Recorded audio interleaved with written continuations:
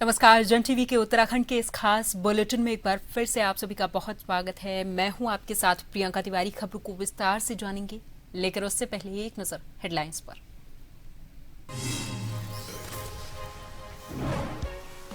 चारधाम यात्रा को मिलेंगी बेहतर चिकित्सा सुविधाएं। सीएम धामी ने एम्बुलेंस को दिखाई हरी झंडी, कहा सुविधा के लिए किए व्यापक इंतजाम।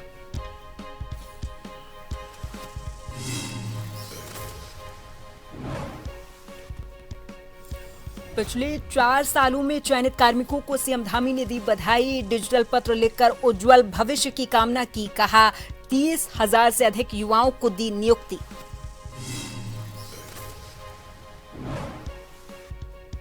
भारतीय जनता पार्टी के राष्ट्रीय अध्यक्ष नितिन नवीन का उत्तराखंड दौरा, मई के अंतिम सप्ताह में है प्रस्तावित कार्यक्रम। कार्यकर्ताओं में देखा जा रहा उत्साह।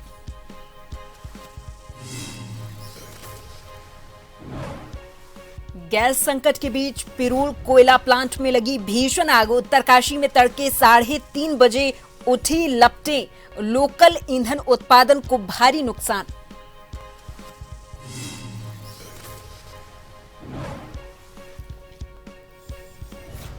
और उत्तराखंड के सभी जिलों में आज मौसम साफ, मैदानी इलाकों में पारा 40 डिग्री पार पहुंचने के आसार। चारधाम में सुबह और शाम रहेगी ठंड।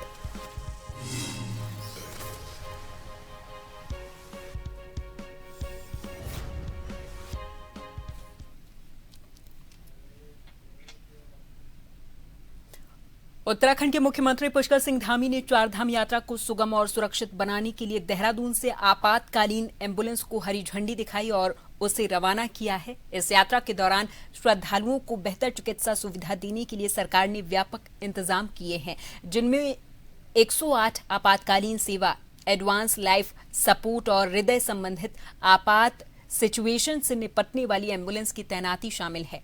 ऊंचाई वाले इलाकों, खासकर केदारनाथ में गंभीर मरीजों के लिए एयर एम्बुलेंस की सुविधा भी उपलब्ध करवाई गई। इसके अलावा यात्रा मार्गों पर कई चिकित्सा राहत केंद्र और स्वास्थ्य जांच केंद्र बनाए गए हैं, जहां विशेषज्ञ डॉक्टरों और पैरामेडिकल स्टाफ की तैनाती की गई, ताकि श्रद्धालुओं को निर्बाध और सुरक्षित स्वास्थ्य सेवाएं मिल सकें।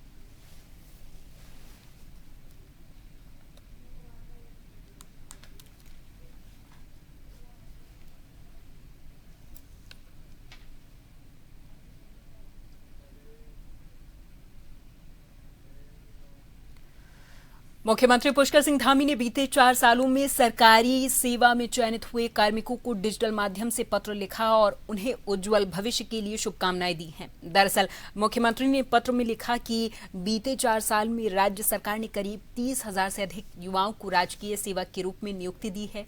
सीएम धामी ने पत्र में लिखा कि अब युवा अपनी शानदार प्रतिभा और कठोर मेहनत के आधार पर राजकीय सेवा में चयनित हो रहे हैं। इस योग्यतम चयन में जहां एक ओर युवाओं की मेहनत और प्रतिभा का योगदान है, वहीं राज्य सरकार के कठोर नकल विरोधी कानून के साथ ही निष्पक्ष, ईमानदार और पारदर्शी चयन प्रक्रिया ने भी युवा प्रतिभा को उचित सम्मान मिलना सुनिश्चित किया है।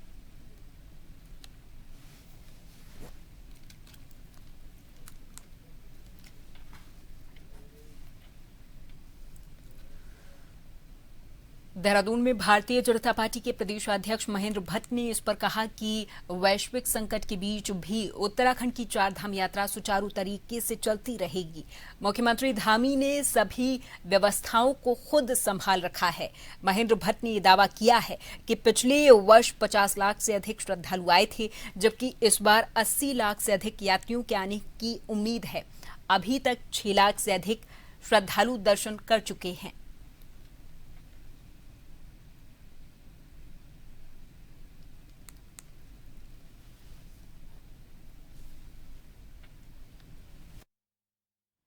की सबसे बड़ी पार्टी, उसके राष्ट्रीय अध्यक्ष, हमारे नवनियुक्त राष्ट्रीय अध्यक्ष आदरणीय नितिन नवीन जी का उत्तराखंड का दौरा मई के अंतिम सप्ताह में का प्रस्तावित दौरा है। और इसको लेकर के जिस प्रकार से पूरे देश में, चाहे हम बंगाल की बात करें, चाहे हम आसाम की बात करें, चाहे पांडुचेरी की बात करें, जिस तरह से जनता ने भारतीय जनता पार्टी को अपना समर्थन दिया है, प्रचंड जीत तीनों राज्यों में हुई है, उसको लेकर के उत्तराखंड राज्य में भी अपने राष्ट्रीय अध्यक्ष, क्योंकि उनके नेतृत्व में ये बड़ी विजय भारतीय जनता पार्टी को मिली है, उसको लेकर के अपार उत्साह उनके आने को लेकर के है। और उनके अभिनंदन के लिए उत्तराखंड के हमारे भारतीय जनता पार्टी के सभी कार्यकर्ताओं में भारी उत्साह है। और देहरादून में भारतीय जनता पार्टी के नवनियुक्त राष्ट्रीय अध्यक्ष नितिन नवीन का मई के अंतिम सप्ताह में दौरा प्रस्तावित है। दरअसल उनके आगमन को लेकर भारतीय जनता पार्टी पूरे तरीके से उत्साह में रमी हुई है। प्रदेश संगठन और कार्यकर्ताओं में भारी उत्साह देखा जा रहा। अपने दौरे के दौरान राष्ट्रीय अध्यक्ष संगठन जनप्रतिनिधियों और भाजपा कोर ग्रुप के साथ ही कई महत्वपूर्ण बैठकें भी करेंगे। इन बैठकों में वर्ष 2026-27 के विधानसभा चुनाव की रणनीति और संगठन की मजबूती पर विस्तार से चर्चा की जाएगी।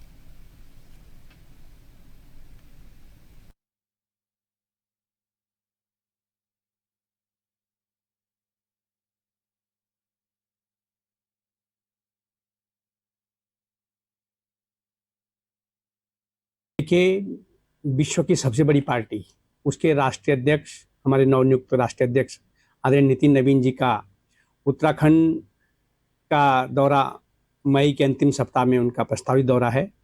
और इसको लेकर के जिस प्रकार से पूरे देश में, चाहे हम बंगाल की बात करें, चाहे हम आसाम की बात करें, चाहे पांडुचेरी की बात करें, जिस तरह से जनता ने भारतीय जनता पार्टी को अपना समर्थन दिया है, प्रचंड जीत तीनों राज्यों में हुई है, उसको लेकर के उत्तराखंड राज्य में भी अपने राष्ट्रीय अध्यक्ष, क्योंकि उनके नेतृत्व में ये बड़ी विजय पार्टी को मिली है, उसको लेकर के अपार उत्साह उनके आने को लेकर के है।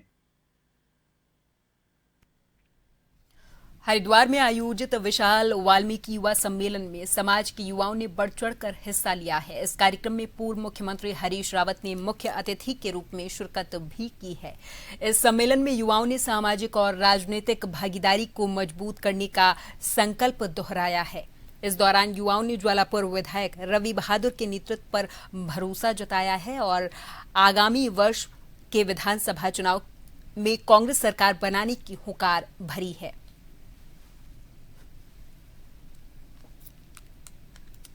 भाई ये गर्व की बात है वाल्मीकि युवा सम्मेलन आज हुआ है, भादराबाद में हुआ है, ज्वालापुर विधानसभा में हुआ। समस्त जिले के जितने भी हमारे नए लड़के हैं, युवा लड़के हैं, हमारे जो और भी लोग थे, वो सब आए हैं और सबने अपनी अपनी गोष्ठी की, विचारधारा रखी और अपने जो एक्सपीरियंस है वो भी साझा किया कि समाज को किस ओर चलना चाहिए, समाज के साथ अन्याय किसने करा है, समाज के साथ न्याय किसने करा है और समाज के साथ स्पेशली सफाई कर्मचारियों के साथ कौन कौन उन्हें आगे लेके बढ़ा, किसने सम्मान किया है और अब हमें किस ओर जाना है। आज उत्तराखंड लोगों ने आपको समर्थन दे दिया है या डेफिनेटली मेरे समाज है, मेरे लोग हैं, वो डेफिनेटली मेरे साथ है, पहले भी थे, अब भी हैं, आगे भी रहेंगे। पर इन चीजों से भी और चीजें इम्पोर्टेंट थी, विधायकी से भी इम्पोर्टेंट और चीजें थी जो आज डिस्कस की गई। आगे फिर हम मीटिंग करेंगे, रूपरेखा रखेंगे, आगे फिर गोष्ठी करेंगे, विचार अपने एक दूसरे के साझा करेंगे और निश्चित रूप से समाज को आगे लेंगे।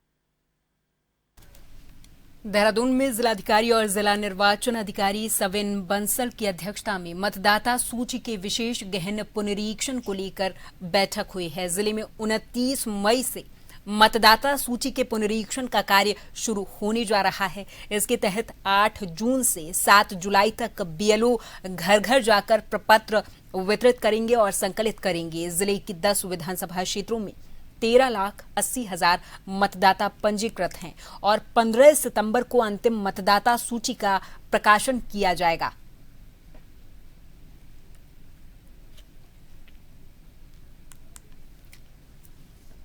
ट्राइबल इलेक्शन कमीशन के निर्देश अनुसार सभी पॉलिटिकल पार्टीज़ के साथ आज मीटिंग होल्ड की गई है। उसमें जो हमारा SIR का शेड्यूल है और उसमें क्या क्या एक्टिविटीज़ रहेंगी, किस तरह से हमको सारे स्टेप्स में जो हमारे इलेक्टर्स हैं उनका सहयोग चाहिए, कैसे डिसेमिनेशन हो और किस तरह से कोऑर्डिनेशन बना रहे हमारी पॉलिटिकल पार्टीज़ और हमारी इलेक्शन मशीनरी का, तो उसके संबंध में डिटेल्ड डिस्कशन हुआ है। जो हमारा शेड्यूल है वो all over the modes of dissemination already published है। 29 मई से 15 सितंबर जो हमारी एक्सरसाइज गतिमान रहेगी। हरिद्वार में सोमवार को जिला कार्यालय सभागार में जन सुनवाई कार्यक्रम का आयोजन किया गया, जिसमें जिलाधिकारी मयूर दीक्षित ने खुद जनपद वासियों की समस्याओं के तुरंत समाधान पर जोर दिया है। इस जन सुनवाई में कई विभागों से जुड़ी 72 शिकायतें दर्ज हुई, जिनमें से 38 का मौके पर ही निस्तारण किया गया, जबकि बचे हुए मामलों को संबंधित विभागों को भेजा गया है। इस दौरान जिलाधिकारी ने अधिकारियों को निर्देश दिए और कहा कि सभी शिकायतों का समय के साथ और संवेदनशीलता के साथ ही समाधान सुनिश्चित किया जाए। उन्होंने ये कहा कि लापरवाही बरतने वाले अधिकारियों के खिलाफ कार्रवाई की जाएगी।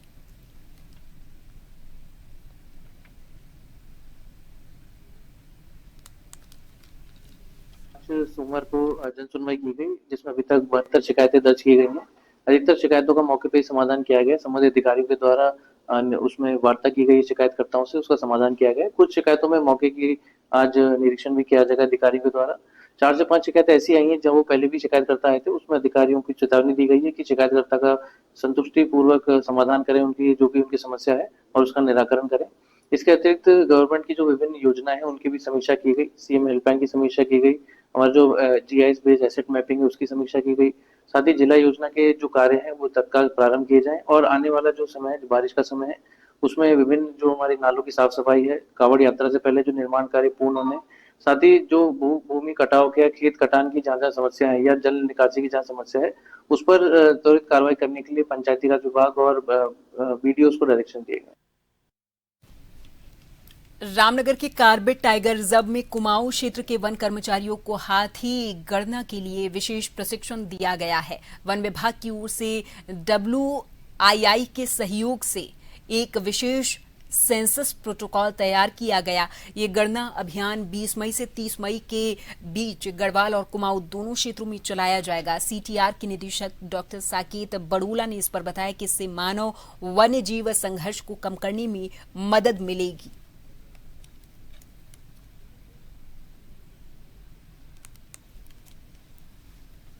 देखिए, उत्तराखंड अपनी जो हाथी की पॉपुलेशन है उसके लिए बहुत फेमस है। बहुत अच्छी संख्या में हाथी यहाँ पाए जाते हैं। अभी जो उत्तराखंड वन विभाग है उसने wild life institute of India के साथ मिलके एक सेंसस प्रोटोकॉल विकसित किया है, जिसके अंतर्गत पूरे जो हमारा प्रदेश है उसमें उसमें हाथियों की गणना की जाएगी। बाघों की गणना हमारी अभी चल रही है, साथ ही साथ हम पूरे क्षेत्र में हाथियों की गणना भी कर रहे हैं। उसी की ट्रेनिंग जो है कुमाऊं जो पूरा परिक्षेत्र है उसके लिए आज एक ट्रेनिंग की यहाँ पर ऑर्गेनाइज की गई है, जिसके अंतर्गत wild life institute of India वालों ने फील्ड के जो हमारे जो कर्मचारी हैं उनको किस तरह से हाथियों की गणना की जानी है, कौन से प्रोटोकॉल फॉलो किए जाने हैं, कौन से फॉर्मेट यूज किए जाने हैं, उनके बारे में यहाँ पर ट्रेनिंग दी गई है। और यूपी में पहुंचे हुए हैं सीएम योगी आदित्यनाथ, जो नियुक्ति पत्र वितरित कार्यक्रम 932 अभ्यर्थियों को नियुक्ति पत्र वितरण कार्यक्रम में सीएम योगी आदित्यनाथ मौजूद हैं। दरअसल इस कार्यक्रम में 932 अभ्यर्थियों को नियुक्ति पत्र वितरित किए जाएंगे। लखनऊ की ये तस्वीरें आपको दिखा रहे हैं। 21 विभागों के लिए विभिन्न पदों पर कार्यरत 932 अभ्यर्थियों को नियुक्ति पत्र वितरित किए जाएंगे। इस कार्यक्रम में सीएम योगी आदित्यनाथ के साथ ही डिप्टी सीएम ब्रिजेश पाठक को भी आप तस्वीरों में देख सकते हैं और अनिल राजभर भी तस्वीरों में आपको नजर आ रहे हैं। मंच पर मौजूद हैं सीएम योगी आदित्यनाथ। सुरेश कुमार खन्ना जी का, माननीय वित्त मंत्री महोदय का,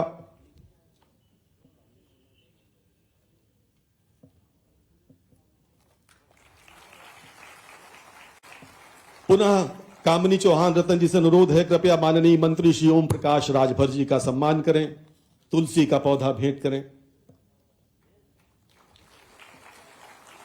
श्री एम देवराज जी से अनुरोध है, कृपया श्री दारा सिंह चौहान जी माननीय मंत्री कारागार का सम्मान करें, तुलसी का पौधा भेंट करें।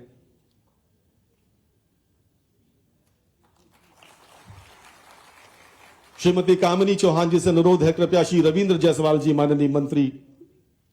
बहुत बहुत धन्यवाद, बहुत बहुत धन्यवाद। मित्रों, सभागार में मंचासीन अतिथियों एवं सामने बैठे नौजवान साथियों, आज हम सभी के लिए अविस्मरणीय दिन है।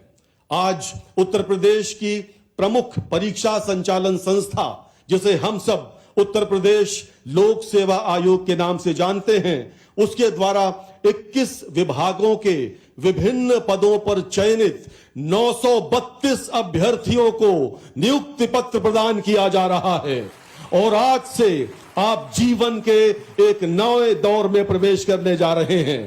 कार्यक्रम के प्रारंभ में मैं उत्तर प्रदेश की विधायिका के वरिष्ठतम सदस्यों में से एक और अभी पिछले सप्ताह उत्कृष्ट विधायक सम्मान से सम्मानित उत्तर प्रदेश के माननीय वित्त एवं संसदीय कार्य मंत्री श्री सुरेश कुमार खन्ना जी से आग्रह करता हूं, कृपया अपने उद्बोधन हेतु पधारें। माननीय मंत्री महोदय।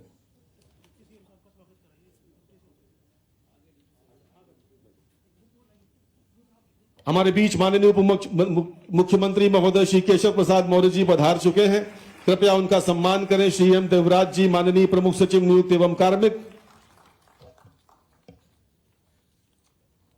और हम सब अब उद्बोधन सुनेंगे आदरणीय श्री सुरेश कुमार खन्ना जी का।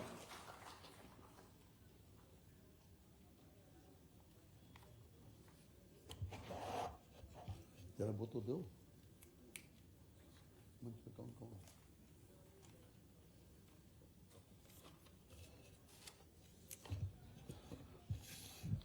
बहुत बहुत धन्यवाद उद्घोषक महोदय।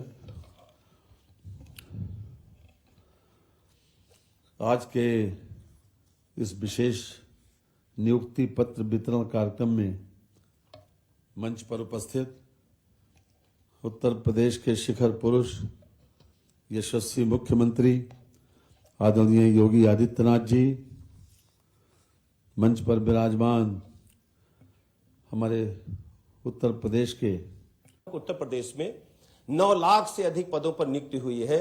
आदरणीय प्रधानमंत्री नरेंद्र मोदी जी के मार्गदर्शन में, आदरणीय योगी जी के नेतृत्व में एक नाखून के बराबर भी कदाचार भाई भतीजे। डोईवाला के थाना क्षेत्र में एक निशुल्क दंत चिकित्सा शिविर का आयोजन किया गया। इस शिविर में बड़ी संख्या में पहुंचे स्थानीय लोगों ने अपने दांतों की जांच करवाई है। इस दौरान विशेषज्ञ चिकित्सकों की ओर से मरीजों का परीक्षण करके उन्हें उचित परामर्श दिया गया है और जरूरी दवाओं का निशुल्क वितरण भी किया गया। ग्राम प्रधान राखी सिंह और ग्रामीणों ने स्वास्थ्य शिविर के आयोजन की सराहना की है।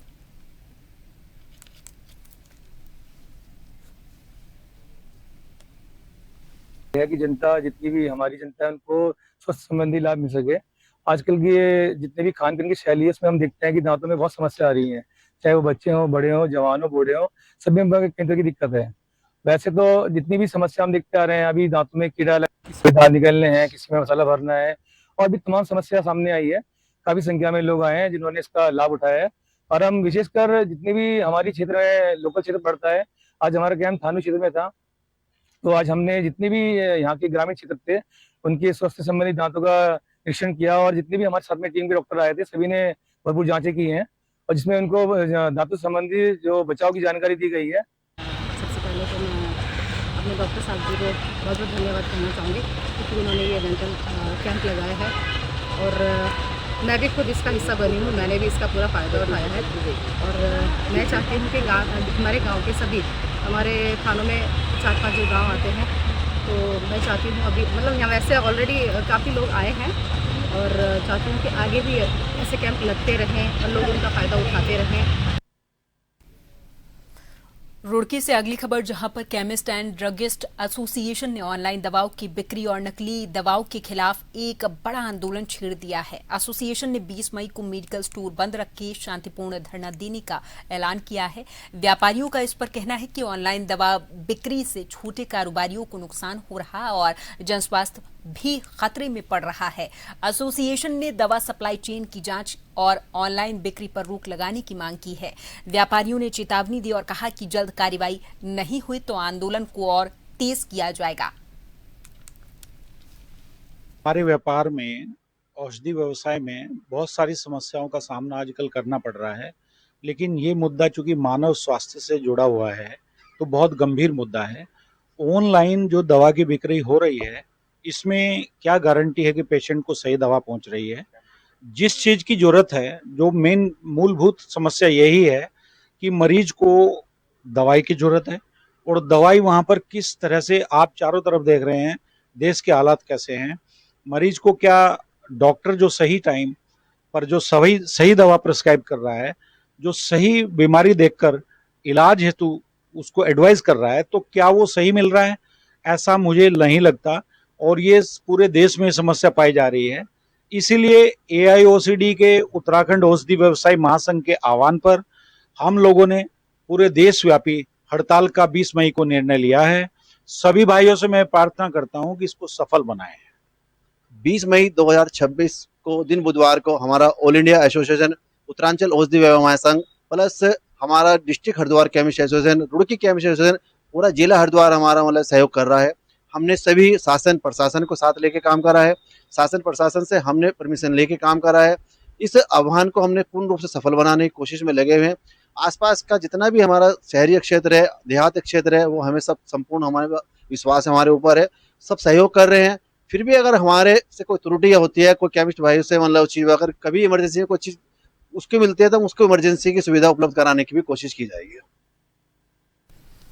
उत्तराखंड के तराई क्षेत्रों में हाथियों के रिहायशी इलाकों में घुसने की घटनाएं लगातार सामने आती रहती हैं, जिससे स्थानीय लोगों में डर और दहशत का माहौल बना हुआ है। वहीं हाथियों के पारंपरिक प्रवासन मार्गों के बीच से गुजर रही रेलवे लाइनें भी उनके लिए खतरा बन रही हैं। कई बार ट्रेन की चपेट में आने से हाथियों के घायल होने या फिर जान जाने की घटनाएं भी सामने आती रहती हैं।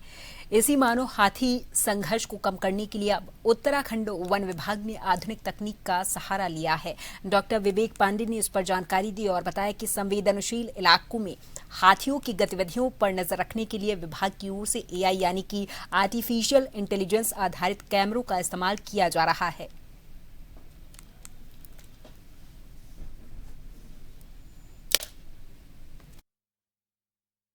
विश्वास नहीं होगा कि रात में भी स्टाफ जो है, जो हमारे पास वीडियोस आती हैं, फोटोज आती हैं, जो हमारी पेट्रोलिंग और गश्त चल रही है, वो उनको बाकायदा जो है वो वापस जंगल की तरफ जो है मूव करा के आते हैं क्षेत्रों से।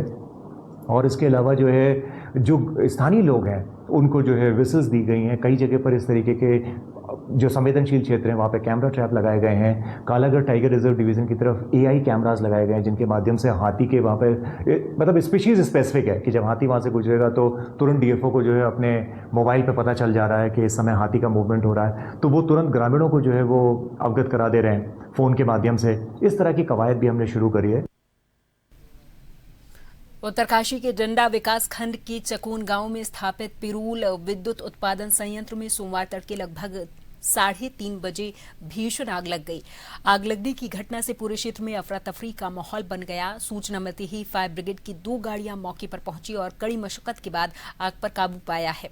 बताया ये जा रहा कि ये संयंत्र पिरूल से कोयला तैयार करता है, जिसका उपयोग खाना बनाने और अतिरिक्त ऊर्जा प्राप्त करने में किया जाता है। वर्तमान समय में गैस संकट की सिचुएशन के बीच क्षेत्र में लोगों की उम्मीदें इस प्लांट से जुड़ी हुई थी। संयंत्र के स्वामी ने इस पर बताया कि आग लगने की घटना में किसी शरारती तत्व का हाथ हो सकता है। उनके अनुसार इस हादसे में करीब 20 लाख रुपए का नुकसान हुआ है। हालांकि राहत की बात यह रही कि संयंत्र के अंदर लगी लगभग 1 करोड़ रुपए की मशीनों को कोई विशेष नुकसान नहीं पहुंचा है।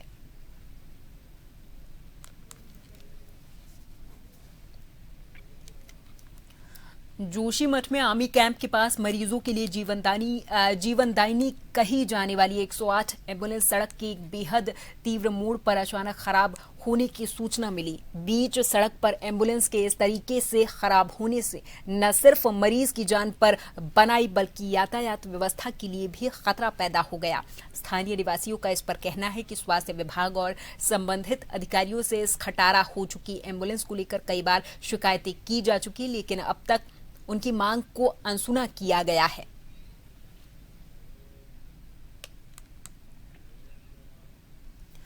रामनगर में सोमवार को एक घायल युवक की उपचार के दौरान मौत हो गई। मृतक के पिता ने इस पर बताया कि बेलगढ़ निवासी शिविया उसके बेटे को अपने साथ ले गया था, जहां शराब पिलाने के बाद उसके साथ बेरहमी से मारपीट की गई और घायल अवस्था में रास्ते में फेंक कर चले गए।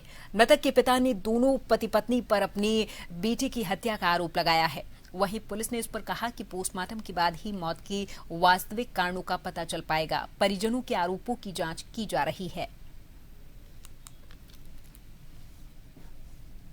अपने यार दोस्त के साथ में ले गया, उसका यार दोस्त वो अपने घर में ले गया, शराब पिला पुलू का पता नहीं क्या मारा उसे, मारपीट करी और रास्ते में छोड़ गया उसे। कौन लोग थे? ये सिबिया और कौन था उसके? और उसकी घरवाली। अच्छा, क्या नाम था बेटे का? बेटे का नाम प्रमोद।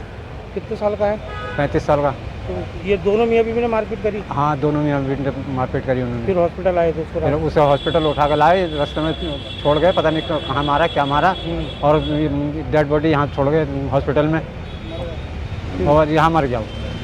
तो पुलिस को तो रिपोर्ट दे दी है? पुलिस को रिपोर्ट दी है।